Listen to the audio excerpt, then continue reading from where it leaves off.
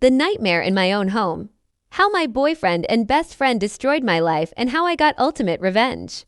I never thought I would be sitting here, looking directly into a camera, telling a story that still feels like a horror movie script. But exactly 6 months ago, I walked into my own apartment, kicked off my shoes, and heard a sound from my bedroom that shattered my entire existence into a million jagged pieces. It wasn't a burglar, and it wasn't the TV left on.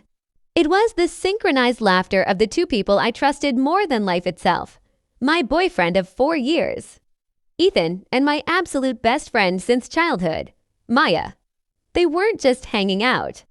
They were naked in my bed, completely tangled up in my sheets, talking about how incredibly easy it was to fool me. My heart didn't just break. It completely disintegrated. To understand how deep this betrayal cut, you have to understand who Ethan and Maya were to me. Ethan was the guy I thought I was going to marry. We met in college, shared a bank account, looked at houses together, and even talked about what our future kids would look like. He was my rock, or so I thought. Maya was the sister I never had. We had matching tattoos. We knew each other's deepest secrets. And she had a key to my apartment because she was practically family. When my mom passed away 2 years ago, Maya held my hand at the funeral while Ethan held the other. They were the two pillars holding up my world. I never, not even for a single second, suspected that they were secretly holding each other when I wasn't looking. The signs were there, of course, but I was too blinded by love and loyalty to see them. It started about a year ago when Ethan suddenly became hyperprotective of his phone. He used to leave it face up on the kitchen counter all the time. But suddenly it was always face down, always on silent, and he even changed his passcode. When I asked him about it, he laughed, kissed my forehead, and said he was just planning a surprise vacation for our upcoming anniversary and didn't want me to accidentally see the emails. I felt like an idiot for even questioning him. I felt guilty for doubting the man who supposedly loved me so deeply. Meanwhile, Maya started showing up at our apartment a lot more often. Usually when she knew I was working late shifts at the hospital. She would always tell me, "Oh, I just dropped by to bring Ethan some leftovers," or "I needed to borrow that book you mentioned I thought it was beautiful that my best friend and my boyfriend got along so well." So many of my friends complained that their partners hated their best friends. And here I was, blessed with a built-in family who all loved each other. I would literally text Maya from work saying, "Hey, thank you so much for keeping Ethan company. He gets so lonely when I work late." I was literally handing them the keys to my own betrayal, cheering them on from the sidelines while they laughed at my naivety. The emotional manipulation was next level. Maya would sit on my couch, look me dead in the eyes over a glass of wine, and listen to me vent about how tired I was from working extra hours to save up for a down payment on a house for me and Ethan. She would nod, squeeze my hand, and say, "You're such an amazing girlfriend. Lily, Ethan is so lucky to have you. I just hope he realizes how hard you work for your future together." She was saying all of this while knowing that just 24 hours prior, she had been wrapped in his arms on that exact same couch. The sheer sociopathy required to look a grieving, exhausted friend in the eyes and lie like that is something I still can't fully process. Then came the night everything blew up. I was supposed to be on a 12-hour night shift at the hospital, but around 10 p.m., the power went out in half the facility due to a massive storm, and the non-emergency staff were sent home early. I was exhausted, but I was also excited. I remember thinking, awesome. I get to surprise Ethan. We can order late-night pizza and watch a movie. I drove home in the pouring rain, singing along to the radio, totally clueless that my life was about to be permanently altered. When I parked outside our building, I noticed Maya's car was in the guest spot. I smiled, thinking she had probably come over to hang out with both of us. Or maybe she was waiting for me. I unlocked the front door as quietly as Possible because I wanted to. Startle them in a playful way. The living room lights were off, but the hallway light cast a long, eerie shadow toward our bedroom. As I stepped inside, the apartment felt strangely heavy, like the air itself was holding its breath. Then I heard it. It wasn't just noise. It was their voices. I crept down the hallway, my chest tightening with a sudden, unexplainable sense of dread. The bedroom door was cracked open just an inch. Through the sliver of light, I saw Ethan's back, and beneath him was Maya. The emotional manipulation was next level. Maya would sit on my couch, look me dead in the eyes over a glass of wine, and listen to me vent about how tired I was from working extra hours to save up for a down payment on a house for me and Ethan. She would nod, squeeze my hand, and say, "You're such an amazing girlfriend. Lily, Ethan is so lucky to have you. I just hope he realizes how hard you work for your future together." She was saying all of this while knowing that just 24 hours prior, she had been wrapped in his arms on that exact same couch. The sheer sociopathy required to look a grieving, exhausted friend in the eyes and lie like that is something I still can't fully process. Then came the night everything blew up. I was supposed to be on a 12-hour night shift at the hospital, but around 10 p.m., the power went out in half the facility due to a massive storm, and the non-emergency staff were sent home early. I was exhausted, but I was also excited. I remember thinking, awesome. I get to surprise Ethan. We can order late-night pizza and watch a movie. I drove home in the pouring rain, singing along to the radio, totally clueless that my life was about to be permanently altered. When I parked outside our building, I noticed Maya's car was in the guest spot. I smiled, thinking she had probably come over to hang out with both of us. Or maybe she was waiting for me. I unlocked the front door as quietly as possible because I wanted to startle them in a playful way. The living room lights were off, but the hallway light cast a long, eerie shadow toward our bedroom. As I stepped inside, the apartment felt strangely heavy, like the air itself was holding its breath. Then I heard it. It wasn't just noise. It was their voices.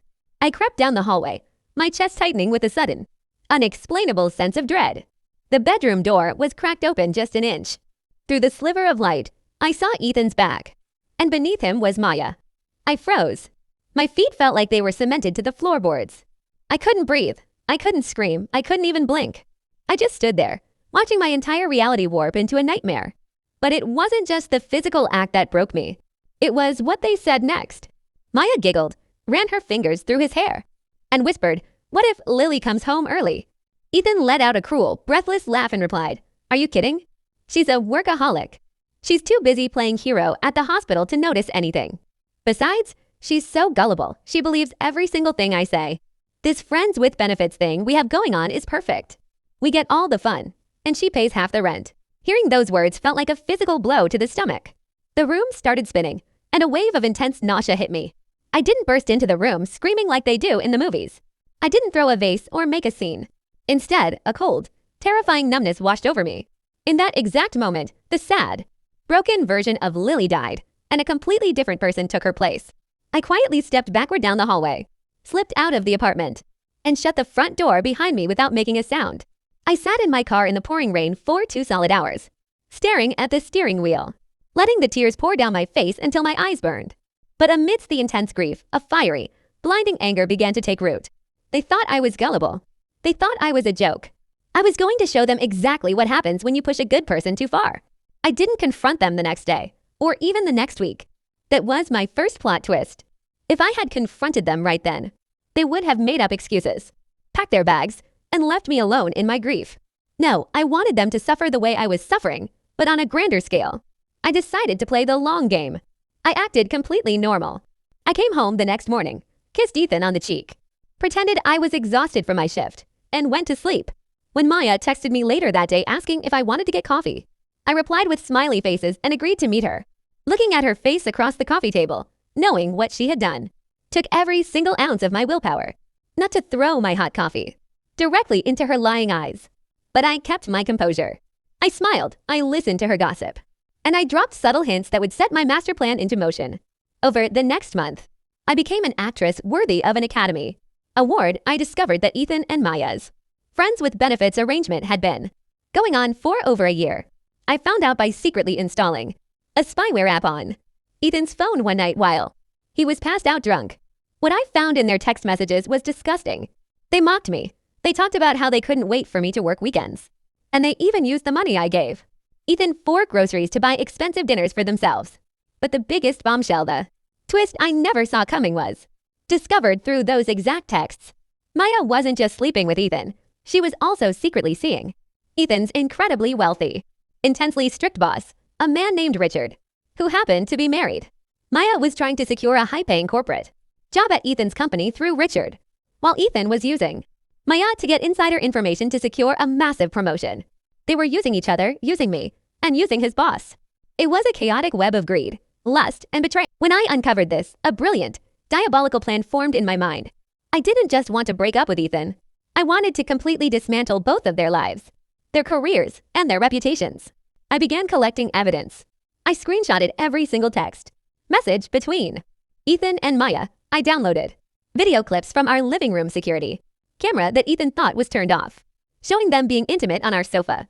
I also gathered proof of Maya's affair with Richard, including hotel receipts and explicit messages that Ethan had accidentally screenshotted and saved in a hidden folder on his phone to use as blackmail against his own boss if his promotion didn't go through. Ethan was planning to blackmail Richard, and Maya was playing both sides. They were truly toxic human beings who deserved each other. The climax of my plan was set for Ethan's 30th birthday party. His parents, who absolutely adored me, flew in from out of town. His boss, Richard, and Richard's wife, Eleanor, were also invited, alongside all of our mutual friends and, of course, Maya. Ethan thought this party was going to be the night he announced his big promotion, which Richard had recently promised him. Maya arrived wearing a stunning red dress, looking like she owned the place, giving me a fake sugary hug the moment she walked through the door. I hugged her back warmly, whispering, "I'm so glad you're here. Maya, tonight is going to be unforgettable." She had no idea how literal that statement was. The party was in full swing at a beautiful rented venue. There were about 50 people there. Everyone was drinking, laughing, and celebrating Ethan. About halfway through the night, Ethan stood up at the front of the room with a microphone to give a speech. He thanked his parents. He thanked his boss, Richard, for the incredible career opportunities. And then he looked at me with a straight face in front of everyone. He said, "And lastly, I want to thank my beautiful girlfriend. Lily, you are my guiding light. And I can't wait to spend the rest of my life with you." The crowd clapped, and Maya even wiped away a fake tear from her eye. It was sickening. As Ethan stepped down, I walked up and took the microphone. I smiled warmly at the crowd and said, "Thank you everyone for coming. As you all know, Ethan is turning 30, and I wanted to put together a special video presentation to look back at his life, his achievements, and the people who love him most. If we could turn down the lights." Please, the lights dimmed, and a massive projection screen lowered behind me. Ethan beamed at me, thinking I had made a sweet, nostalgic slideshow of our childhood photos and vacation memories. The video started with sweet music and pictures of us. But after about 10 seconds, the music abruptly cut out, replaced by a harsh, loud static sound. The screen flashed black, and then text appeared in bold white letters, "The real Ethan and Maya." Suddenly, the audio from my living room security camera blasted through the venue's high-end speakers. It was Ethan and Maya's voices from the night I caught them. The video played crystal clear footage of them on our living room couch, completely indisputable, talking about how gullible I was, how Ethan was using me for rent money, and how Maya was sleeping with Richard just to get a job. The entire room went dead silent. You could literally hear a pin drop. I looked over at Ethan. His face had turned completely white, completely drained of all color. Maya was frozen, her mouth wide open in sheer terror. But I wasn't done. The video transitioned to screenshots of Ethan's text detailing his plan to blackmail Richard for the promotion, alongside explicit photos of Maya and Richard at various hotels. Richard's wife, Eleanor, who was sitting at the front table, stood up slowly. She looked at the screen, looked at her husband, and then looked at Maya before anyone could react. Eleanor grabbed a full glass of red wine and threw it directly into Maya's face, screaming curses at her. Richard looked like he was about to faint. Ethan's father stood up, completely furious, and yelled at Ethan, "Is this what we raised you to be? A thief, a liar, and a cheater." The venue erupted into absolute chaos. Friends were shouting. Maya was crying hysterically with red wine dripping down her expensive red dress. And Ethan ran toward the tech booth to try and turn off the projector. But I had already locked the door from the inside and paid the venue's tech guy double his rate to walk away for 15 minutes. I walked calmly back to the microphone, looked at the chaotic room, and said, "The lease on the apartment is in my name. Ethan, your bags are already packed and sitting on the curb outside. Maya, your friendship was the biggest fraud of my life. And now everyone knows exactly who you are. Happy birthday, Ethan." I dropped the microphone on the floor, creating a loud, dramatic feedback screech, and walked out of the venue with my head held high. The aftermath was beautiful and complete. Ethan was fired from his job the very next morning. Richard had no choice but to terminate him immediately to try and save face. Though it didn't work because Eleanor filed for a high-profile divorce that stripped Richard of half his wealth, exposing the entire scandal to the corporate board. Ethan was completely ruined, broke, and blacklisted from his industry. His parents refused to speak to him or financial support him ever again.